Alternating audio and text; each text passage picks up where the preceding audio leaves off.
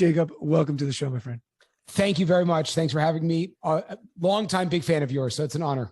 Thank you. Likewise, we were talking before I hit the record button.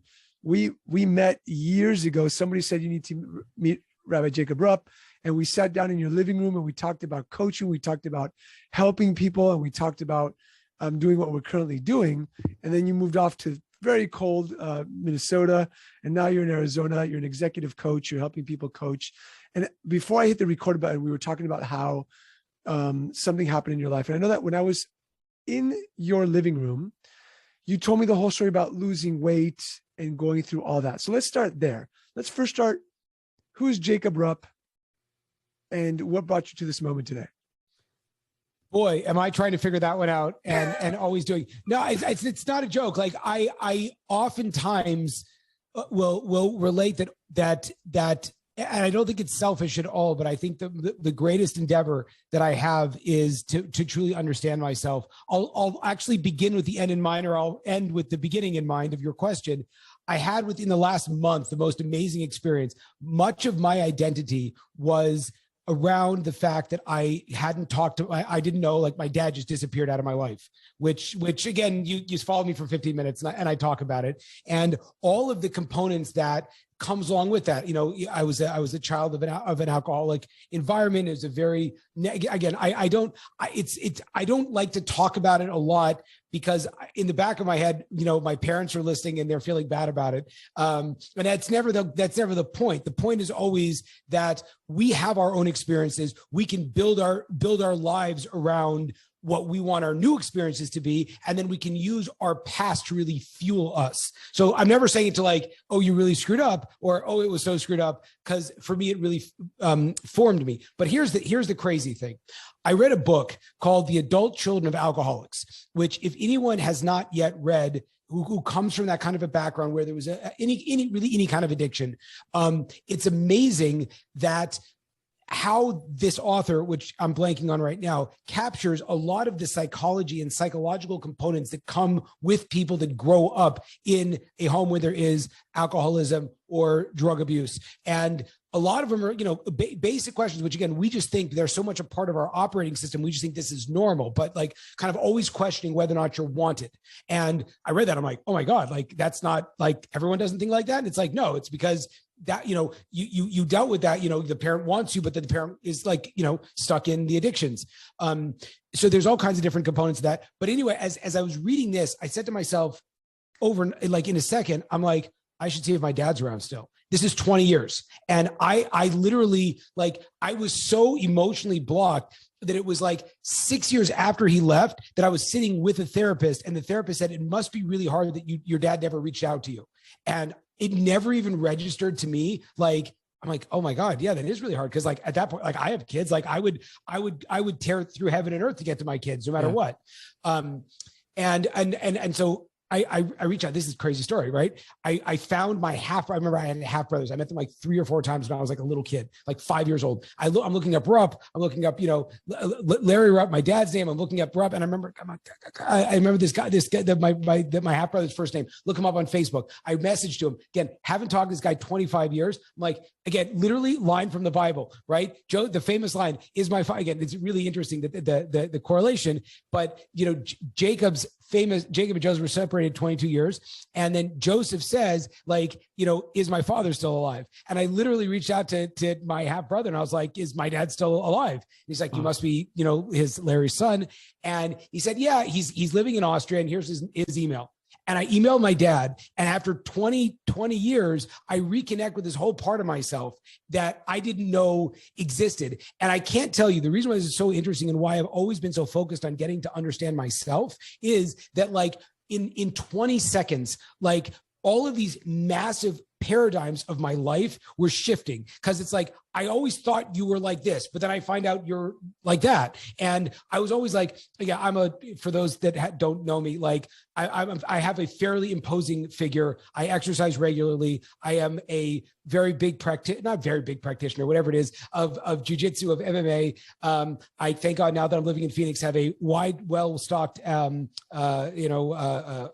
let's call it. You can buy flamethrowers here, which is like, I'm like, is that real? Guy's like, yeah. I'm like, I can just buy that. It's like a real thing. He's like, yeah, it works. I'm like, that's an fully automatic machine gun. The guy's like, yeah. I'm like, oh my God. It's not California. It's not California. It's like the craziest thing. So he's like, just wear a gun, just whatever you want. I'm like this, I'm doing it. It's okay. That's like, yeah, nobody cares. I'm like, oh my God. Anyway, so, I always, so again, the bottom line is, and this is if also for your listeners, there's an amazing book called the Book of Five Rings. Have you heard it?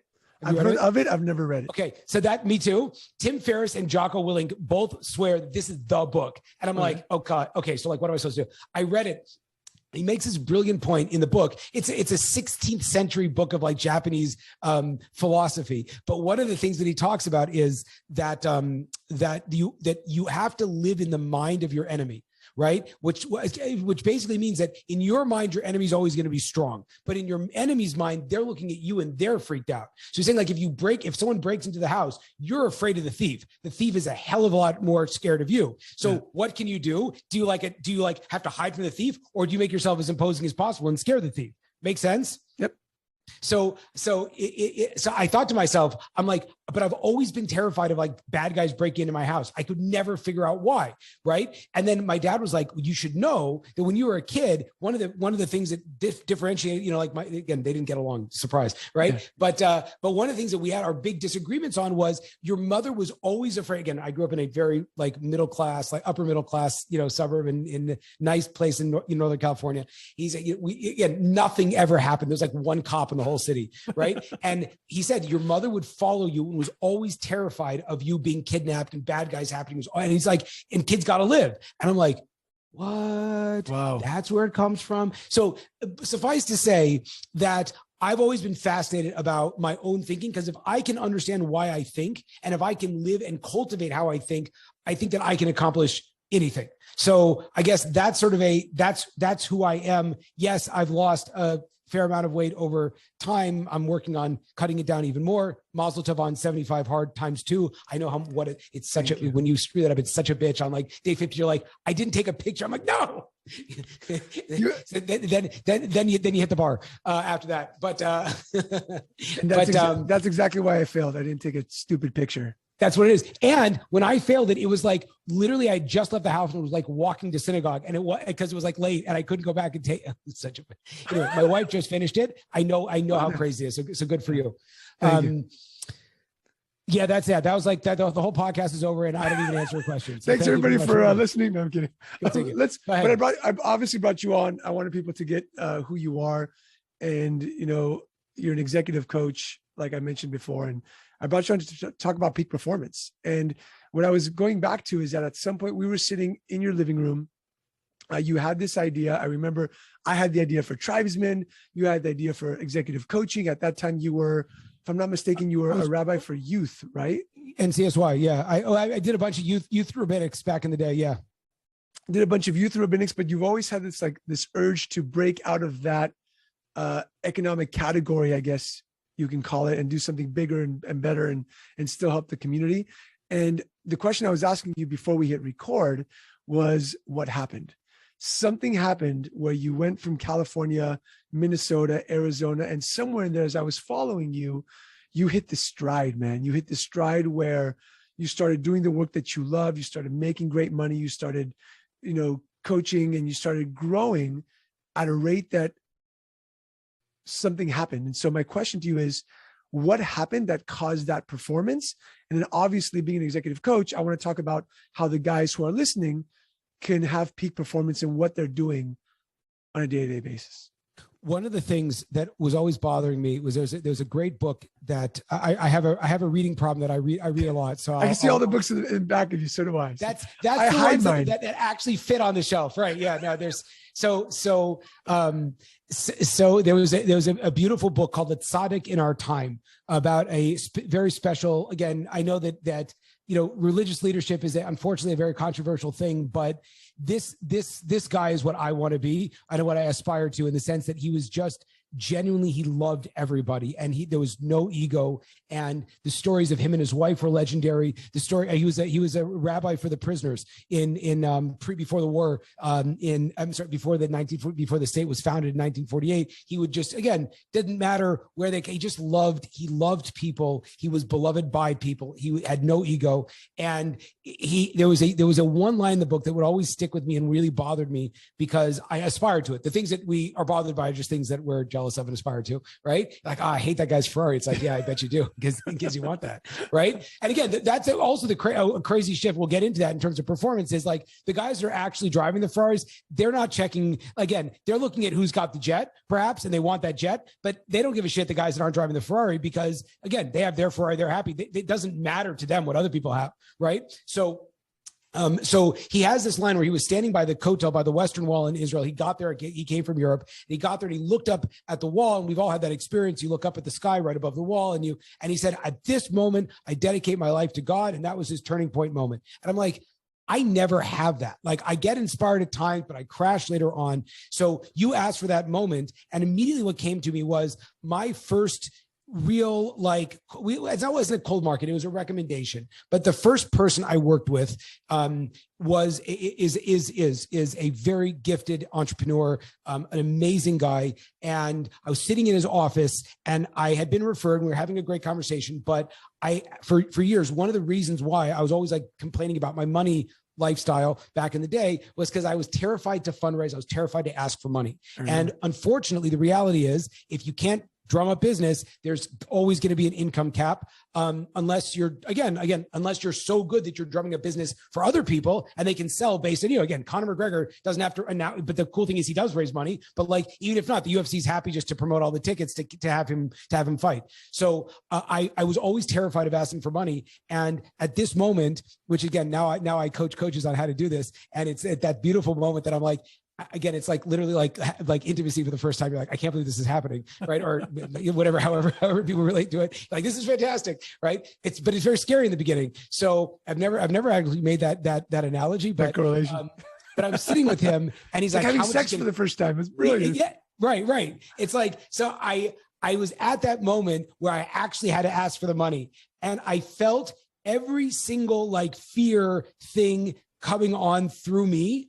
And then I'm like, fuck it. No matter what he said, I'm sorry with the curse, whatever. You can curse. That's why I have trouble with the rabbinic intros. I'm like, I don't want to wear the hat right now. Okay. Anyway, but I said to myself, even if he doesn't say yes, all I care about is the fact that I could ask for this much money. And that instantly, like I lost my fear. I asked for my fees.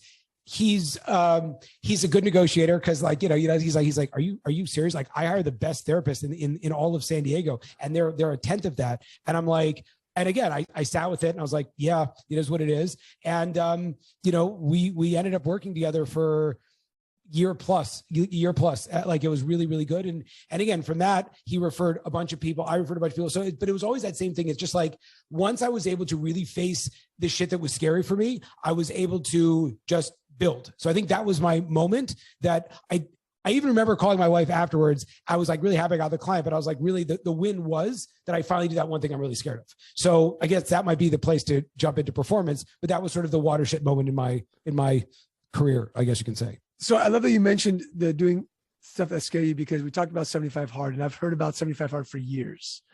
And it wasn't until my father passed away and I was spiraling down and I was just like depressed and down. And somebody said, like, it's time you do some scary shit. It's time you do some uncomfortable things so that you can get out of this. And we did 75 hard and failed it twice, finally finished it. But I realized that's where success happens, is being in the uncomfortable.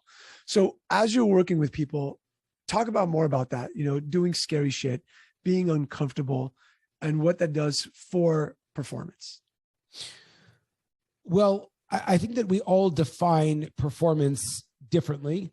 I think that it's hard to, and I think that, and that there's an important component of that, because a lot of times people don't have clarity around what they're actually doing, which makes success incredibly, amorphous. Again, everyone will bag on success, which are mostly unsuccessful people, but it is interesting to sit in the room with a billionaire many times over, as I've actually had the opportunity to do, and to hear him say, I can't stop working because I just don't feel successful. And, this guy could have retired when he was, 20, and he's like 70. And, and it's crazy. I mean, there was such a phenomenal, and again, that's why I'm like not cheap when I work, and people are like, how can you charge that much?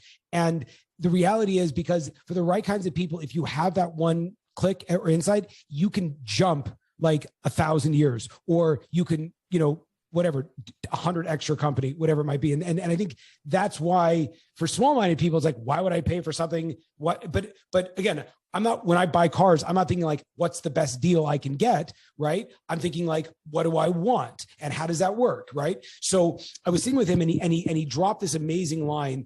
He does investments in the third world. And so, there's a tremendous amount of risk there. There's a tremendous amount of upside, but he's been doing it for his whole career. And again, he has these trusted advisors who made money year over year over year, decade over decade. And it was a throwaway line. And he said, you're only as good as your last deal. And I was like, wait a minute. I'm like, that's it. He's like, what do you mean that's it? I'm like, that's your issue. And he's like, what do you mean? I said, the way that you live your life, right? I feel like Dominic Toretto in Fast and Furious. I live my life one deal at a time, right? But like the way you live your life, you completely erase all of your trajectory. And I said, maybe, and again, like in the third world, what happens is like the government just like shuts it down because someone got killed, they got corrupted or whatever it was. I'm like, all of the guys that give you money understand the risk that they're taking. They understand, and they're betting on you, and they've always been betting on you. I said, even if the deal goes sideways, again, I'm not a wealthy man compared to the kinds of people that you hang out with, but like, I would always bet on you because you have 50 years of success, and you're up at night because you don't want to lose your client's money. And that's the kind of, who cares if you lose the money? And he's like, I never thought about that. So I think the first thing when it comes to success and performance is you have to be very clear on what that end goal looks like. And that goes back to something we were talking about recently, is like, what are things you're, again, in the gym, which thank God you and I are both relatively familiar with, right? It's like, you want to push yourself in a lot of cases until failure. And we don't look at failure with reps as a mistake. We look at failure as, I found what I could do. And when I can't do anymore, that's how my muscles are going to grow. And that's what I found. So I said, like, what are your failure goals? So a lot of us, we build a life that's super mediocre. And I'll talk to people. I'm like, what do you want? It's like, it'd be great to pay the bills. I'm like, dude, that doesn't turn me on. Like, what kind of a life is that? Right. Or, oh, I'd love for my employees not to be fighting with each other. And I'm like, okay. Right. But like, you want to define success very clearly, and you actually want to be excited about the vision that you're creating. So it's not like, I want to have a decent body. It's like, I want to have an exceptional body. Again, for the people that care about that. Right. And I'm unapologetic about that. And it's not, I don't need it. I think that's the other thing, is that with a lot of people, they're living in, what do I need? And if you look at successful people, it's like, what do I want? Let's have the conversation around, what do you want? And it's like, yeah, you don't need a 550 horsepower car, but you want it. Maybe. And so it's like, and again, I read so much, like, this is the Dan Sullivan concept, but the idea would be, you want to have what you want, and you need to want it unapologetically. And that's the third piece. You need clarity on what you want. You have to, it's what do you want, not what you need. And you have to want that unapologetically, which is Andy Frisella says that last piece. So I want everyone to get credit. Keep going. So I love that. So let's talk about this in the Jewish man's world and mind. Do you think that we've been raised to have success, but not to push forward to great success, right? Like, a lot of times you've got Jewish mothers who are just like, be a doctor, be a lawyer, live this life, white picket fence, go to shul, that's it. As opposed to like, no, like, Grant Cardone this thing, go buy a jet, go buy a Ferrari, go buy there's a little bit of mediocrity. Like, we've got to be great, but don't go too much, don't push it so much. Here's the problem, is that when our parents were telling us be a doctor or be a lawyer, that's because they were first generation immigrants usually. And that's not really that difficult. And now, you just get a little bit of, money from the government, and you can go to school for the next 55 years and you can be a doctor. No, seriously, like, the whole thing, it's like it's huge. And again, you're never going to get rich that way. I guess the question is, you're asking, has our education system failed us?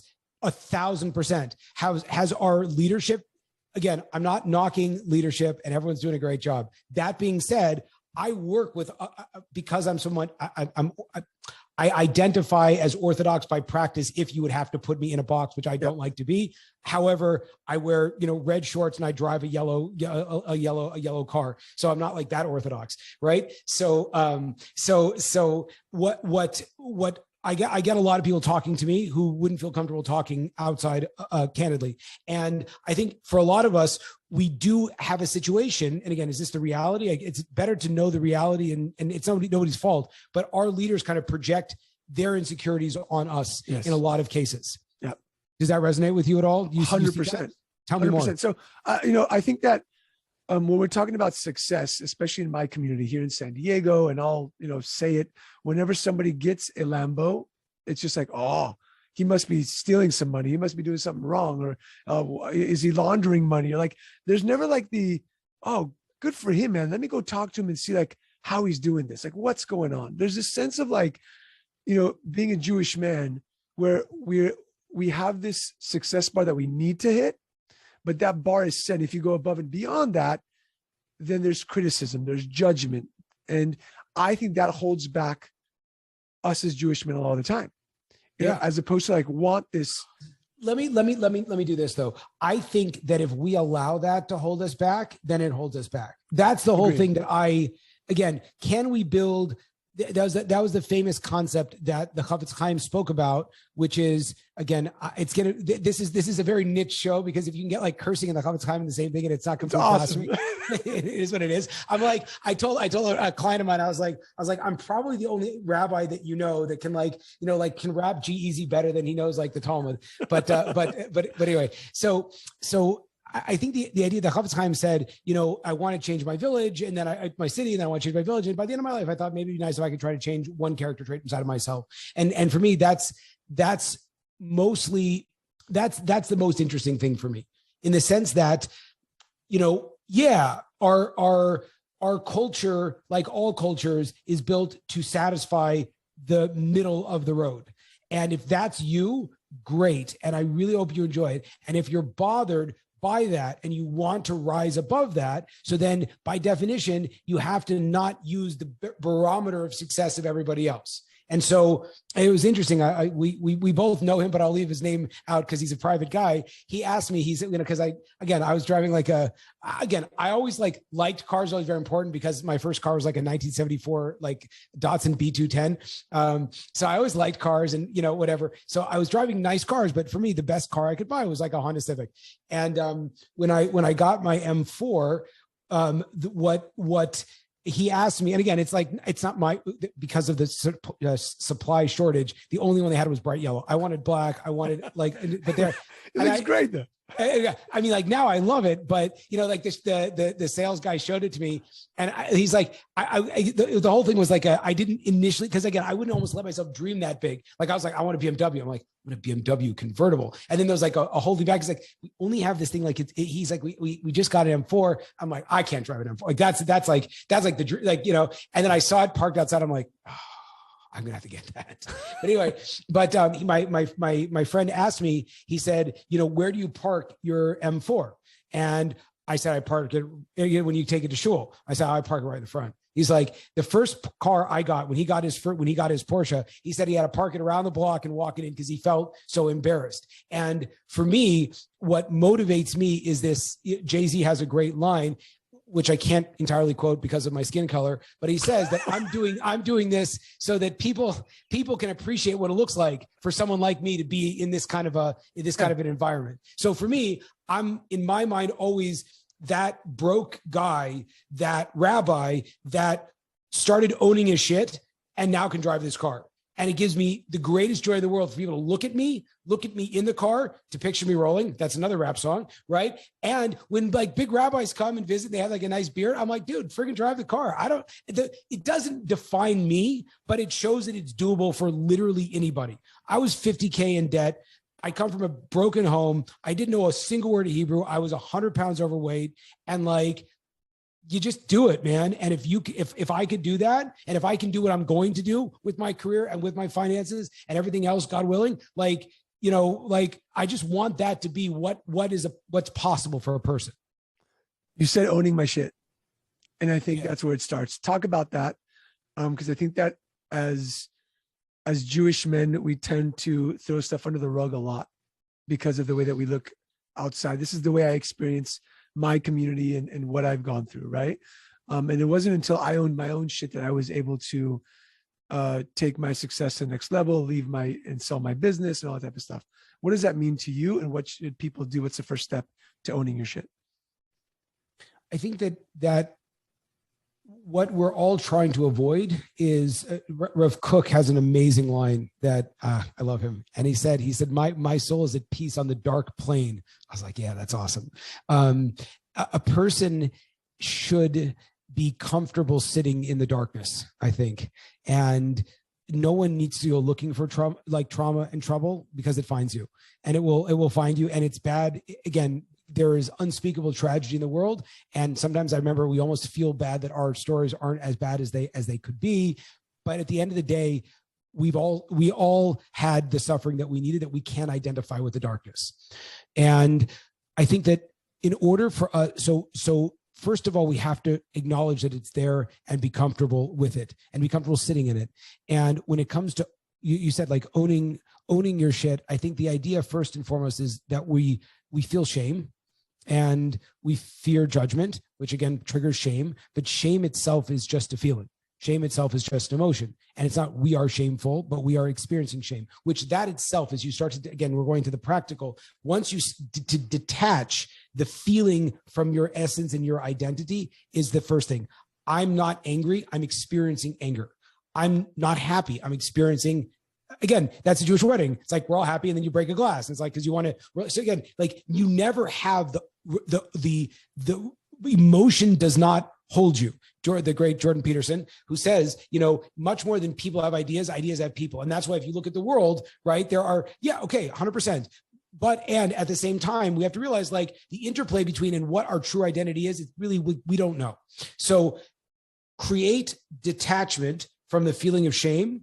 And then realize that if you ever do feel shame, all it is a feeling. And feelings last 90 seconds if you just feel it. So maybe it's asking your wife for something in the bedroom that you were never, or even if it's asking your wife for sex. Like so many people feel guilty just asking for sex, or the boss for a raise. It's like but you don't get what you don't ask for. And the only thing that's standing between you and getting what you want is that fear of shame. And so all the things that we have, that's not who we are, right? It's not shameful. It's not bad. I'm not embarrassed of my $50,000 of credit card debt, because how was I supposed to know? I didn't know. And I wasn't making enough money. And my wife wanted to live. I'm not blaming her because she helps me live the life that I want, but I didn't want my life to live in like a dumpy piece of crap on El Cajon Boulevard. I want her to have a nice house, right? And that house cost more than I was making. And we got in debt and I didn't know how to do it. So you can have your story, but it's not you. And as long as you know that, and then again, Judaism is very good about that because it gives us an understanding that life is cyclical and it's up and it's down, and it's not you. It's not you. So owning your stuff starts by realizing it's not your stuff, like it's your identity. It's just things you've gone through. And that includes bad decisions you've made. And again, I think to myself, I would share everything. Like I'm not fun to be around at a party because I will just tell my wife, she's like, don't drink so much. I'm like, hey, that means you're very fun at a party, right? For everybody else, I'm a lot of fun. Right. But the idea is basically like, you want to keep the filter on how is this going to affect my family, and figure out the people you care about. Right. And again, we have kids. So maybe you don't want to say that, what dad was doing, at 12 o'clock on a Sunday night back in 1985. Right. I was 3 at that time. So whatever it was, I was 2, but whatever. But you want to keep that filter and like, how does this protect my kids? But ultimately, like, you shouldn't feel any shame around what you've done, as long as, I think, period, and owning it. And it's okay. And like, no one else is any better. That's the cool thing, or the sad thing about all of these scandals that come out, is it's like, cool, nobody's above this stuff. And that's why I get so angry in a lot of cases where professors and therapists, and I hate to say it, but a lot of rabbis will get up and show a certain level of, I've got my stuff together because I have this nice tie on. And I'm like, And again, because I hear stuff, I'm like, I know what you really do. I know you really, and that's cool. I get it. And it's okay. And you're going through your demons, but don't showboat it so the rest of us feel like shit. I love that. I was on Instagram today, and Will Smith's post today was him working out with some team, and he farted, right? And people were just like, oh my God. But I was like, man, I'm such a bigger fan now because you're a regular human being and you posted to your 7 million followers that you farted. Like, it's amazing. And so what I'm trying to get to that is, and you said that right, I think that a lot of times people don't show who they really are, what they've gone through, and embrace it. And they're scared of it without realizing that the guy in front of you has gone through the same shit, even worse, and has those same demons in his mind. And that's why we're not connecting sometimes, right? Like, I believe like in the Jewish communities, there's brotherhood, we'll help each other out for everything. Yet a lot of times we won't say what's going on. And I, becoming the president of a synagogue, which I've been for the last 5 years, yes, I am privy to information that other people are not privy to, right? And when you see that, you're like, really? That's happening? Or wait a second, hold up 1 minute, right? And because they come to me for advice and they got to talk about their bill and whatever that is. But if we just raised our hand and said, hey, I'm not okay, or I need some help, or hey, man, this is what I'm going through, what about you? And we were honest and transparent, I think we'd be able to shatter that line that we're talking about and be able to perform and get what we wanted, because we're not worrying about anybody else. And like you said, my soul is at peace in the dark place. I wrote that down. I underlined it. Like, I put stars all over it, because that's exactly where I think people want to be, at peace in the dark place that they're sitting in at the moment. Yeah. Because if you have, again, going back to that struggle piece, that if you have that struggle, so if you're comfortable with this, again, in jiu-jitsu, it's like, if you're on your back, as the great Jocko says, like, good, like, and the fighters who are good train in all of the bad places so that nothing really feels uncomfortable. Eric Thomas, who I don't know if you know who he's the greatest. You look up on where he's an amazing motivational speaker. He says, like, he said, has this amazing line. He's the guy that says that you got to want it as much as you want to breathe. In that speech, he says, I was homeless, so I'm not afraid of hurting anymore. Yeah. And I think we all have that. And I think that we've lost that in a lot of the weaknesses of our exile. But ultimately, we, again, to be in a Jewish sense, like, there's a lot of showboating. I love, I don't know, this is not going to come out so nice, but I'll say it the way it is. It's like, I look at, yeah, like, everyone's like very prim and proper, and like they don't have many calluses on their hands. And, so again, when I see that, I'm happy that we've created a society that's so comfortable. I also think that we've forgotten the fact that we are deeply, as Jews, at peace in the darkness. We've suffered a hell of a lot. Now, people use that now as like a platform to say, don't hurt me because I've suffered so much. But I think we can use it much more powerfully, saying, like, if we understand for ourselves, like, the hardships that we've gone through collectively and individually, like, yeah, you can't really mess with us. One of the lines that I always use with my clients is, success is inevitable, right? And because we oftentimes wonder, like, will this work or not? And it's like, the answer is yes, it will. And because even if, again, like, an entrepreneur, a business person, again, like, I saw a quote today that said, 4.5 million people are leaving their jobs. And the line was, every American is going to feel that 4.5 people are leaving their jobs. So, like, what does that create for you? So some people might be like, oh my God, what is that going to mean? Like, my target is going to be less full. But from my perspective, it's like, good. Cause like, I have a business where I train people how to build their own freaking businesses. Right. And like, that fills me with a ton of optimism. Like, yeah, I'm onto something here. So I think the idea would basically be how do you, so in the entrepreneurial process, again, if you're an employee and you lose your job, your life's kind of over. And that happened to me, because I did lose my job like 3 times, and it sucked, because it sucks if you don't know how to make your money and your money's gone. Like, yeah, I don't know what you do. But when I speak to people and myself, entrepreneurs are really good at figuring out what to do in those moments. So like, some people lost their jobs in COVID, and a lot of people, everyone I knew, made a shitload of money, and again, you don't even have to think even further than that in terms of like the big government. Like this was the wealth transfer that everyone was talking about, because so many people made so much money. And the reason why, again, leaving out all of the political, and those people should all be in jail, but if you leave out the whole like deception factor, there were a lot of people that were just able to watch the trends and to take advantage of it, and did not go home and say, well, F it, I'm just going to sit on my couch and just wait to die. If that makes sense. 100%. And I think that you said it the best. You mentioned you can't hurt us, and Goggins' Can't Hurt Me book. I don't know if you've read it.